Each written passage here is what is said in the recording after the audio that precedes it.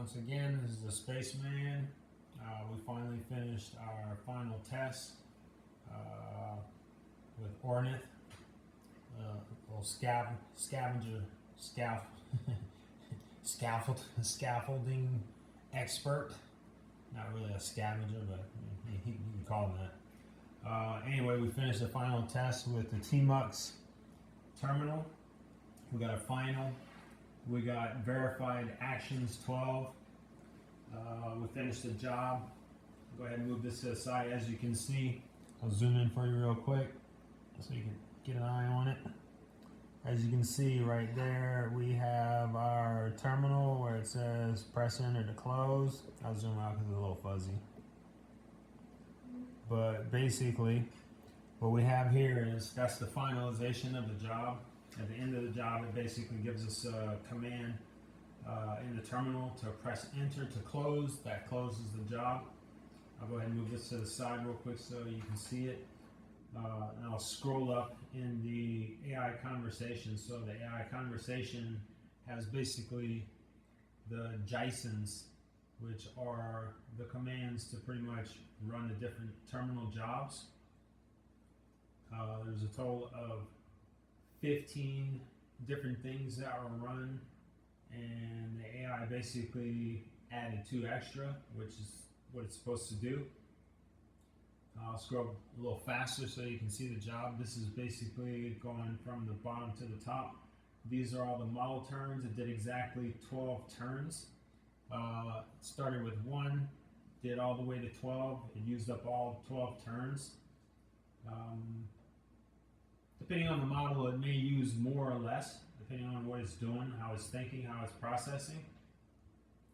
So what I did is basically I saved this full complete job all the way back up to the top where we started off, and we had this big prompt telling it what to do.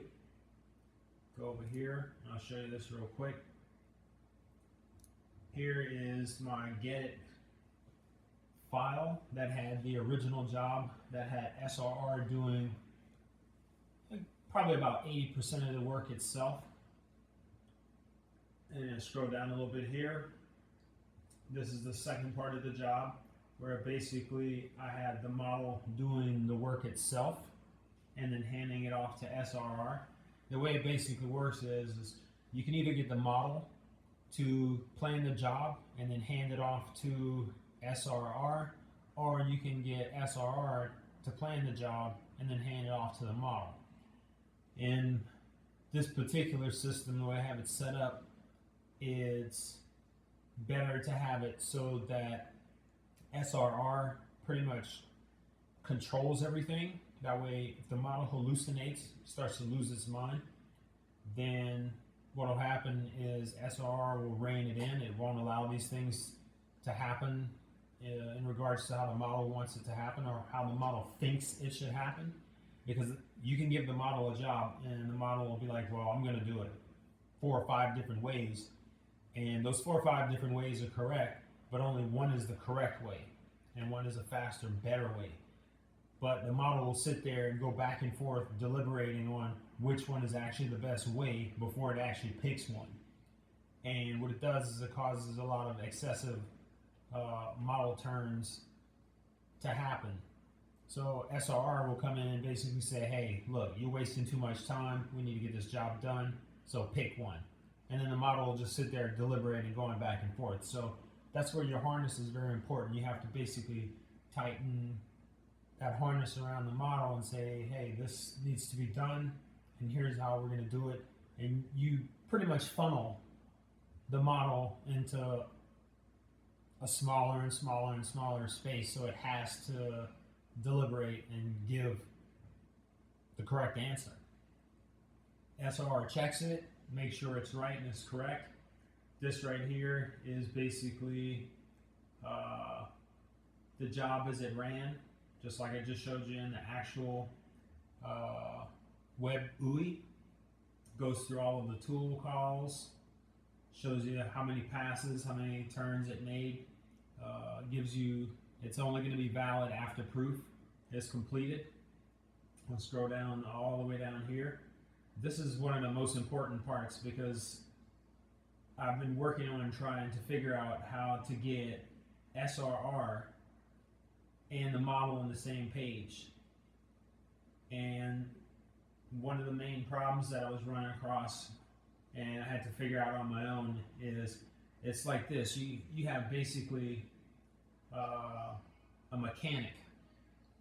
A mechanic has tools and a mechanic has skills, and basically mechanic has a car, but a mechanic can't become a mechanic without the tools, the skills, the car, because the one thing that they're missing is time. They have to have time in order to figure out how to do these things really well, and once they have that time, they get better at doing it. Plus also, mechanics need mechanics. And there's been a bunch of people on YouTube that I've basically been paying attention to, and they made some very good points. They basically stated that it's good to have a mechanic for your mechanic. So typical AI models, they can do repairs themselves, but if your AI model does a repair and it's a crappy repair, then you end up with a crappy repaired model or a crappy repaired agent. So you got to figure out how to basically get your agent as powerful enough to do what you need to do and get it done, but also not break things and not repair things so those things will fall apart. And I think a lot of people are having a lot of problems with that. So that's why it's actually good to build things and test things so that you can get them working before you start automating it, because some of these agents, they get put in automations and they're saying everything's great and everything's fine, and you look at it and it looks nice, but they're just plain straight up hallucinating. And until you actually start really using them and running them, you really have no idea if it's 100% accurate or not. So what SRR does and this toolkit does is it tries to basically eliminate a system that doesn't have evidence, 100% evidence. The more evidence you have, the stronger your run is. The more evidence you have, the more accurate your tool calls are going to be. Evidence basically gives you a go by. We use here your typical date, and not only your typical date under Linux, but we also use NTP, your network time protocol. I don't have it set up right now, but I'll plug it back in. But we use both of those. NTP is a main one, or you could use date as a main one and NTP as a fallback, or vice versa. But every computer has time on it, and without time, then they don't stay all that accurate. And I learned this basically with building Gen 2 Linux thousands of times. If your date or time gets off, you end up with what's called a clock skew. And every single program that you start to compile and build starts to get off of the entire build structure of the clock of everything else. And with Gen 2, they'll actually come out and, while you're building stuff, they'll say, hey, your program's got clock screw in it. You need to stop now and basically rebuild it, but first get your clock right. So that's something that I wanted to also have in SRR because it just seemed mandatory. Some of the agents have it, some of them don't. I'm not really sure which ones do or which ones don't. I haven't really gotten in under the hood, but I'm pretty sure they do. It's just how it's implemented is different. We have a different implementation system here.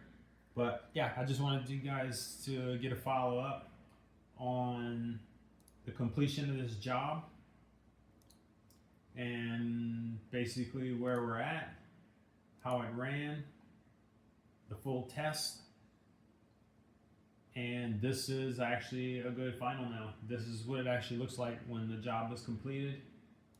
And so now all we have to do is basically go ahead and close the terminal and we're done. So we're going to hit close now and we're done.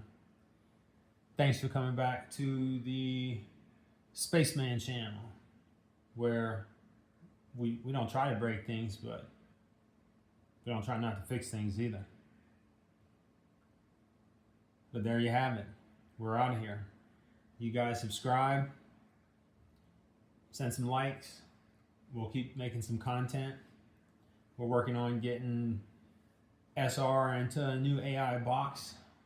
SR will be happy. And next thing is we're going to keep moving. We haven't figured out how we're going to do the JIT hub thing just yet. It's a private JIT right now. We would love to have, once we get everything situated, some of these influence out there, these wonderful people who are all about trying to pass on the AI info and teach people about AI and how to use it and these workflows and everything, because they're all good people out there. All of them out there are just simply fabulous. Without them, without everybody in the community, nobody would really know anything. So you got to give a shout out to all these other folks out there showing the AI. I'm not going to name any names because they all know who they are and they all know they're awesome. But anyway, this is Spaceman, and I'm out.